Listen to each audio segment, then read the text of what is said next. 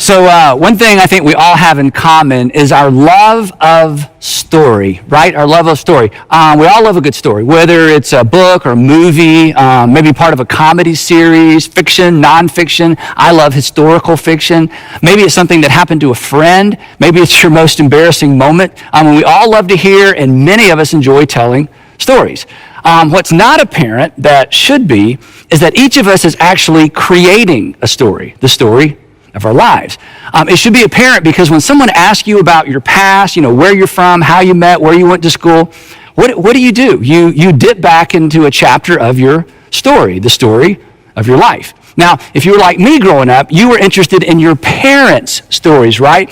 I loved to ask my parents when I was growing up, I loved to ask them about when they got in trouble as kids. For some reason, those were my favorite stories. Maybe it just made me feel better about myself. I don't know. But if your family is anything like mine, there may actually have been some legendary stories in your family, right? Stories that you enjoyed hearing over and over and over, and stories you ask your parents or maybe somebody else in your family to tell over and over and over. But here's the thing.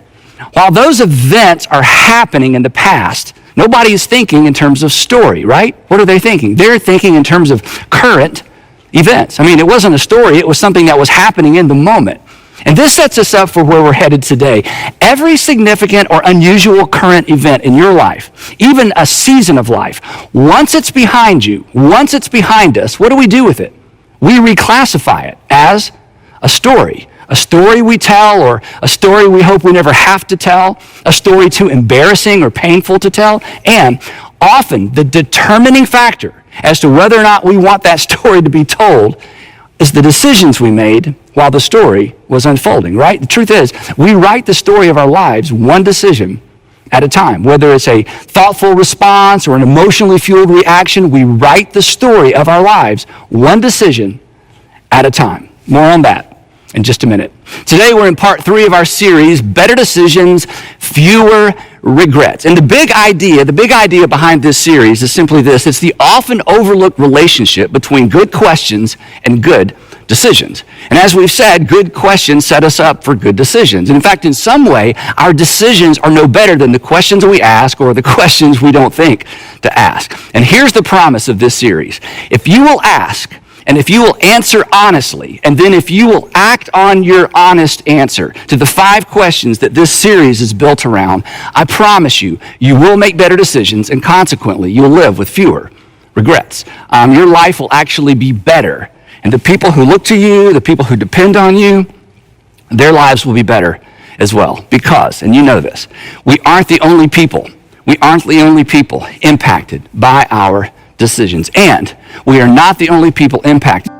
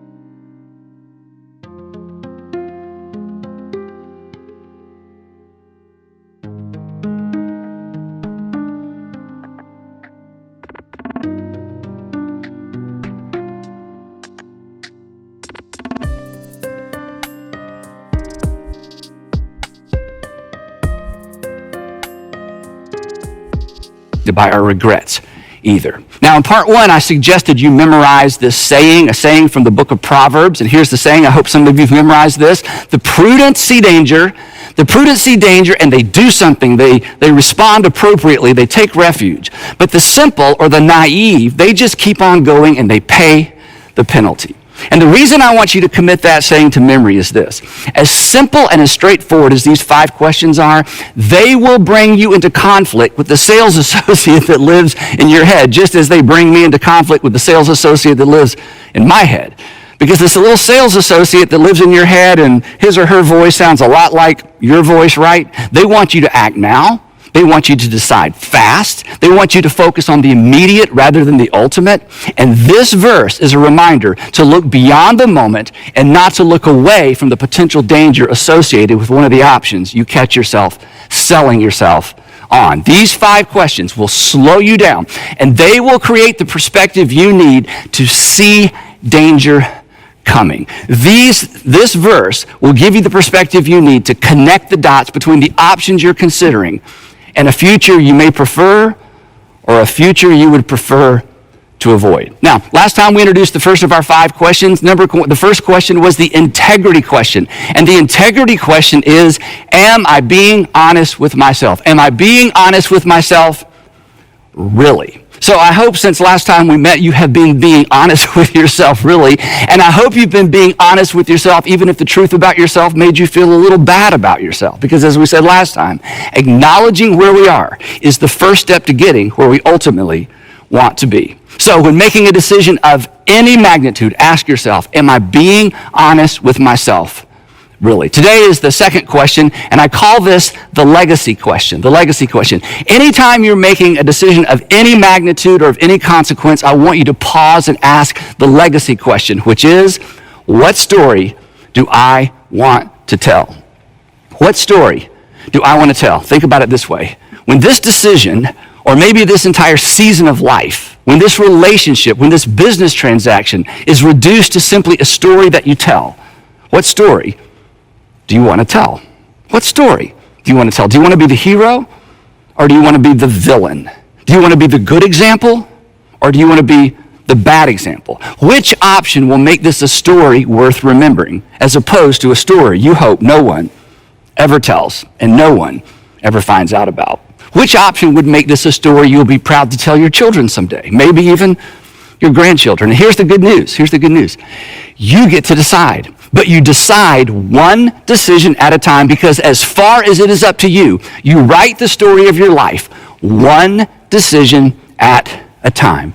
And every decision you make becomes a permanent part of the story of your life. Every decision you make has an outcome, a consequence, a result, maybe good or bad, desirable, undesirable, expected, unexpected, whatever the case. That outcome becomes a permanent part of the story of your life. Your boss comes along and he asks you to lie to a client, and you choose to lie to the client, and the client finds out and calls you on it, and the boss lays the blame on you, and you lose your job. Now, part of your story is that you lied and you lost your job because you lied. It's not a good story. What about this story? Your boss asks you to lie and you choose not to lie, and you lose your job because you wouldn't do what your boss asked you to do. It's not a great story, but that's a better story, right? Or how about this one? You met this guy. He was just kind of okay. He was convenient. There wasn't anybody else on the horizon.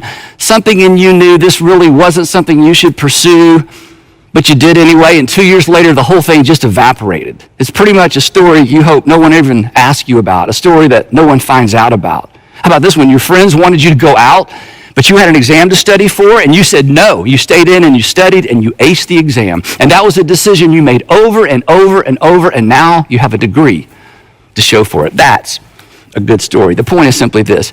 Every decision and the outcome of that decision becomes part of your story, which means decision by decision, you are writing the story of your life. That's why when you're making a decision of any magnitude, you've got to pause, look ahead, and think, when this is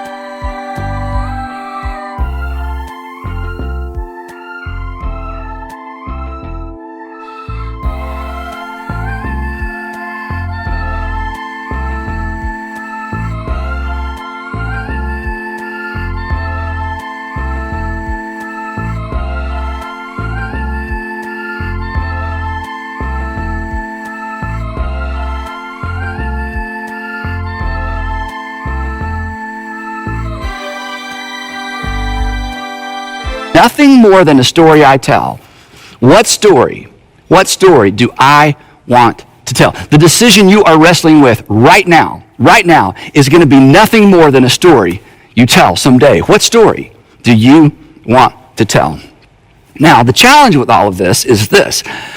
In the midst of current events, in the midst of circumstances, we don't think of our lives in terms of story. Now, it is a story, but we don't think that way. For example, if you recently lost your job, surviving this season without a job, well, one day this is just going to be a story that you tell. What story do you want to tell? I lost my job. I was embarrassed. I started drinking too much. I racked up some unnecessary debt. I lost the respect of my friends and my kids. That's not a great story. It's understandable. Losing a job, going for a prolonged period of time without work is terrifying. It's terrifying. But the decisions we make in the valleys eventually are just stories we tell on the other side. Or maybe back to the dating thing, you're dating someone and things are going okay, but there's someone else in the picture. And yeah, she's married or he's married, but you find yourself gravitating in their direction, and they seem to be gravitating in your direction as well. And you get the sense that if you're willing, they're willing. Your decision will be a permanent part of your story and hers and his. What story do you want to tell? I got involved with someone at work who was married. I ended up busting up a marriage. Now their kids ping pong between two homes on the weekends. Is that the story you want to tell? I don't think so. Now, here's something that I think is true of all of us. You'd like to be able to tell your entire story without skipping any parts, without skipping any chapters, or having to lie about the details, right? Someday you'd like to be able to sit down with your kids, or maybe even your grandkids, or maybe someone you hope to spend the rest of your life with, and tell your entire story. And isn't it true? You'd like to be the hero in your story? I think we all want that. And I think going forward you can have that. But it will require you to stop mid-decision and ask, what story do I want to tell? Which of the available options do I want as a permanent part of my story? Now, I think one of the reasons we don't think about story when we're making decisions is we get distracted by the pressure and the emotions of the moment, right? Emotion, when it comes to decision making, emotion is like a fog. It causes us to lose sight of the broader context, which is our story. And you know how this works. You're up against a deadline. You've got to decide soon. If you won't marry me, I'm leaving. Nobody wants to be left. If you don't make your quota, you're fired. Nobody wants to be fired. When you're forced to make a decision under pressure, it is hard to think about tomorrow, much less your story, right? Because you've got to get through today. So whether it's love or fear or jealousy, the emotions associated with the decision-making process, they always complicate the process by focusing our attention on the immediate rather than the ultimate. And consequently, we're left thinking in terms of options, not our story. And the challenge is, and you know this, there are no emotionally neutral decision-making environments, right? When it comes to big decisions, it is almost impossible to be objective because of the way we feel, because of our emotions. This is why your worst decision, and I know we've never met, so I'm taking a gamble here, but my guess is your worst decision was fueled by something with strong emotional appeal, right? Maybe a first marriage that was pretty much doomed from the start. That purchase, that lease, it was so appealing you bought it. It was so appealing you ate it, you smoked it. It was so appealing you dated it, you moved in with it, right? And if you're in retail sales, you know exactly how this works. You know about the worst thing that you can let a potential customer do is leave the store or leave the showroom without making the sale. Why? Well, you know why. Because once they walk out, what happens? The emotional appeal of your product begins to subside, and they're far less likely to make the purchase. We've all experienced that. Now, psychologists actually have a name for this dynamic. It explains why once our appetites are engaged in the decision-making process, we to some degree, we kind of lose our minds. This cognitive bias has been labeled focalism, because the victims, and we've all been a victim of this, the victims hyper-focus on the one thing to the neglect of pretty much everything else. If you've ever been in love, and I hope you have, if you've ever been in love, you were a victim, or maybe you are currently a victim of focalism. It's wonderful. All you can see is him. All you can see is her. The point being this: in emotionally charged decision-making environments, whenever there is an emotionally charged decision-making environment, we think in terms of our options, not our stories. So here's a tip. When confronted with anything or anybody with strong emotional appeal, press pause, not play, because strong emotional appeal should trigger a red flag, not necessarily a green light. Instead of leaning in, we should step back. Not because, and this is important, not because he's not the one, he may be the one. Not because it's not a great investment opportunity, it may be a great investment opportunity. Not because it's not the perfect job, it may be the perfect job. But in spite of that, we should step back, because anything with strong emotional appeal, even the right thing, clouds our judgment. So just hit pause, get your bearings, go home and think about it, call a friend, and for sure, consider your story. Because when you consider your story, it places the decision-making process within the broader context of our entire lives. Now, the Old Testament story of Joseph, I think, is a great reminder of how powerful and legacy-preserving this question is. This is why I call it the legacy question. Now, many of you are so familiar with this story, you could tell it yourself, so I'll give you the condensed version. Around 1800 BC, a 17-year-old named Joseph, the 11th of 12 sons, finds himself in a no-win situation that is not of his own making. His father, Jacob, loved him more than all the other boys because Joseph's mother was his father's favorite wife, which fueled the fires of jealousy in his 10 older brothers. Eventually, as you probably know, their jealousy gets the best of them. They decide to kill Joseph. In the end, they lose their nerve and decide to sell him instead, which is a bit more merciful and way more profitable. And they sell him to slave traders. And then they tell their dad that he was killed by a wild animal. And now, and this is important, now these 10 young men, think about this, these 10 young men have a secret that they are forced to live with for the rest of their lives. They have a chapter in their lives they will be embarrassed to tell. I was so jealous of my younger brother that I, along with my other 9 brothers, beat him up and sold him. There were 10 of us and one of them. Who wants to tell that story? And then we lied to my father and broke his heart and said that his favorite son had been killed by a wild animal. That's not a good story. And now, Joseph's brothers are liars for life. Please don't decide anything that makes you a liar for life. Here's why. Whatever you gain in the moment will not be worth what you're forced to carry into the moments that follow. Back to Joseph. So Joseph ends up on the auction block in Egypt, where he's purchased by a military officer named Potiphar. And now Joseph has a decision to make. Do I run? Do I do what most slaves do, as little as possible with as bad an attitude as I can get by with? Or do I throw myself into this whole slave thing with everything I've got? Interesting dilemma for a rich kid who grew up as his father's favorite son. And here's what makes this story so relatable for many of us. None of this is his fault. Somebody else took control of his story. His story, like parts of your story, were hijacked, commandeered by evil people, selfish people.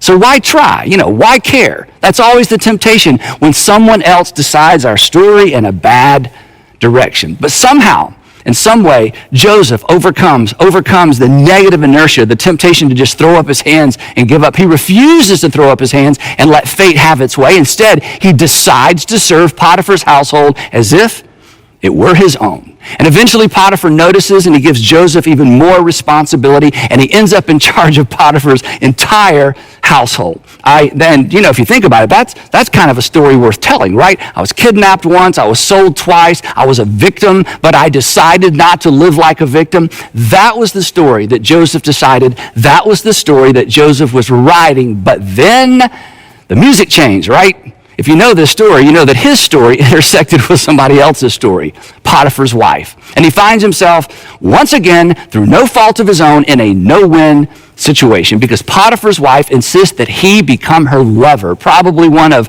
many lovers. And Joseph has 2 options, neither of which would lead to a good outcome. And it's important to understand, In this culture, this was not primarily a moral issue. This was a life or death issue, more like death or death, because either way he decided he could lose his life. And just to point it out, he's about 19 or maybe 20 years old when this part of his story unfolds. And once again, he opts for the better story. And it's at this juncture in his story, and it's one of the reasons I wanted to rehearse this story with you, even though it's so familiar. It's at this juncture in Joseph's story that he employs a powerful, powerful technique, something we should all employ. Here's what he does. Joseph actually rehearses his story out loud as the context for his response to Potiphar's wife. This is how we know he made his decision within the context of his life story. So what I'm going to do is I'm going to kind of paraphrase the first part of his response, and then I'll read the second part straight from the text. Essentially, here's what he said. Mrs. Potiphar, I came to this land as a slave. I had no rights and no future. Your husband purchased me, and I did my best to serve him and you. And through my hard work and my diligence and through God's help, I've gained the trust of your husband. He's put me in charge of the entire household. In other words, my story is getting better all the time. And then he says this, and I quote, with me in charge of the household, he told her, my master does not concern himself with anything in the house. Everything he owned, he has entrusted to my care. No one is greater in this house than I am. My master has withheld nothing from me except you, because you are his wife. Implication, that's your story. Mrs. Potiphar, you really need to think this through. Do you really want affair with a Hebrew slave as part of your story? And then Joseph steps back into the broadest context of all. In light of all that's happened, in light of your husband's confidence in me, in light of God's mercy to me, he asked this question. How then, in light of all that, in light of the way my story is going, how then could I do such a wicked thing and sin against God?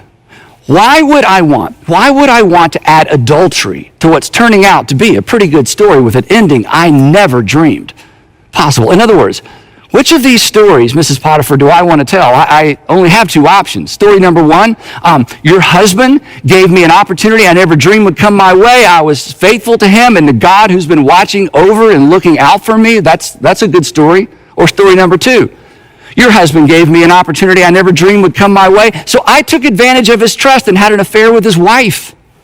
Which story do I want to tell? Which story do you want to tell?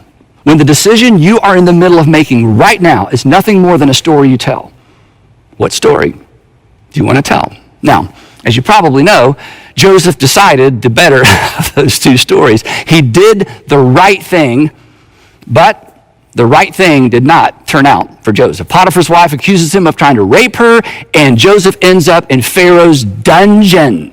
But Joseph's story wasn't over. And your story isn't over either. Now, it's true when we find ourselves in a long, difficult season, in a long, difficult chapter of our story, it feels like this chapter is the entire story. But it doesn't have to be. Oftentimes, it's our responses, our decisions in those difficult chapters that make all the difference, between a story that ends bad and a story that ends well. Now, if you're familiar with Joseph's story, you know that while he was in prison, Joseph does the same thing he did in the dungeon as he did in Potiphar's household. He decides well, and over time he wins the favor of the prison warden. Now, nobody's life ambition is to win the favor of a prison warden, but you know what? He just decided to do what he could do with what he had to work with, and before long, he's pretty much running the place. Several years later, and don't let that go by too quickly, several years later, he finds himself being ushered into Pharaoh's presence to interpret a dream because Pharaoh had a dream that he believed had significance for the nation of Egypt. And none of his magicians could interpret the dream. And then, in another surprising twist in Joseph's story, Joseph assures Pharaoh that he can't interpret the dream either. And I think there was a gasp in the throne room when he said that. And then he looks at Pharaoh and says, but God is in the Hebrew God, which is a dangerous thing to say to someone who considers himself a god. God, who the Hebrew God, can interpret the dream for Pharaoh. Fortunately, that day, Pharaoh was more curious than furious, and he lets Joseph proceed with dream interpretation. So according to Joseph and according to the dream as he understood it, Egypt would experience 7 years of record-breaking grain harvest.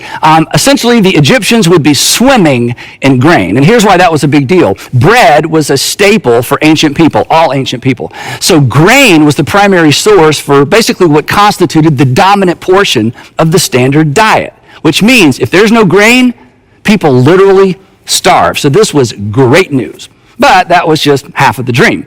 Egypt would experience 7 years of record-breaking grain harvest, followed by a famine so severe, Joseph said, that everybody's going to forget all about the 7 good years. Now, when Joseph finished interpreting the dream, everybody in the throne room assumed that Joseph was finished and he would be escorted out. But Joseph wasn't finished, and he does the unthinkable, and he gives Pharaoh unsolicited advice. Now, nobody gave the Pharaoh unsolicited advice, especially a foreigner who still smelled a bit like the dungeon. But this was the advice he gave Pharaoh. He said, "Oh, Pharaoh, somebody needs to wake up every single day focused on this problem. Somebody needs to wake up every single day focused on preparing Egypt for what's coming. So choose somebody you trust and put them in charge of grain storage." Silence in the throne room as everybody waited to find out what unimaginable horror awaited this arrogant Hebrew who would dare to give Pharaoh advice. But Pharaoh smiles, and he says to the people standing around, "Can we find anyone like this man, one in whom is the Spirit of God?" And then Pharaoh said to Joseph, "Since God, Joseph's God, since God has made all this known to you, there is no one so discerning and wise as you." And then to the shock and awe of everyone standing there, "You shall be in charge of my palace, and all my people are to submit to your orders. Only with respect to the throne will I be greater than you." And in this moment, Pharaoh makes Joseph the prime minister of Egypt. And once again, Joseph did what Joseph did. He decided well, and he devotes himself to this unprecedented opportunity. 7 years later, as he predicted, a famine devastates that region of the world. Once everybody's personal grain cupboards are bare, Joseph opens the federal grain silos and feeds the nation. And before long, people from all over that part of the world are caravanning to Egypt to buy grain, including, if you know this story, including Joseph's brothers. And when they arrived, he happened to be out that day, and he recognized them immediately. But of course, they did not recognize their 30-year-old brother, whom they had not seen since he was about 17 years old. Now, if you've never read this story in Genesis, you should. There are so many fascinating details we don't have time to explore today. But in the end, Joseph finally reveals his identity to his 10 older brothers, and they are speechless.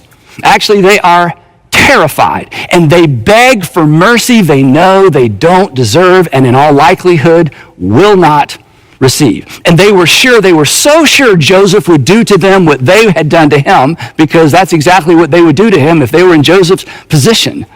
But, and here's the point of the story, Joseph wasn't anything like his brothers. And do you know why? Because throughout his life, Joseph refused to react. And in refusing to react, he avoided becoming like the people he didn't like. He decided against the gravitational pull of bitterness. So consequently, now that he's got the power, he is free. And he is free to write a better story. He decided his life in a different, in a better direction. He decided a story worth telling. That's why we're telling his story. And in that moment, he made a big decision.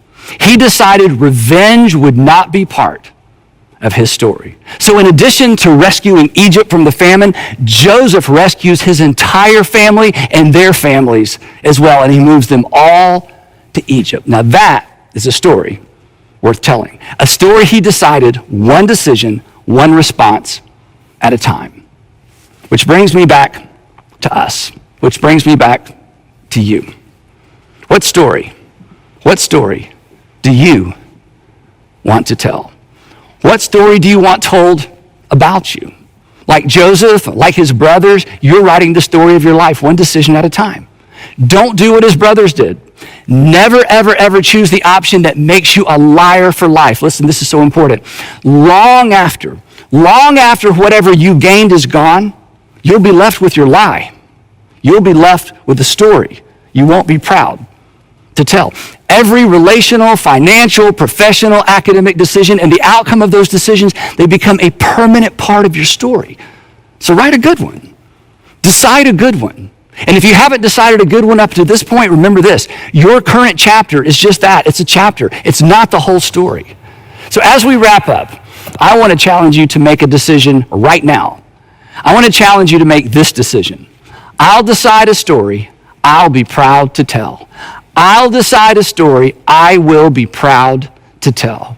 Every time you're faced with a decision of any magnitude, ask, when this is nothing more than a story I tell, what story do I want to tell? And then decide accordingly, because you write the story of your life one decision at a time. Write a good one.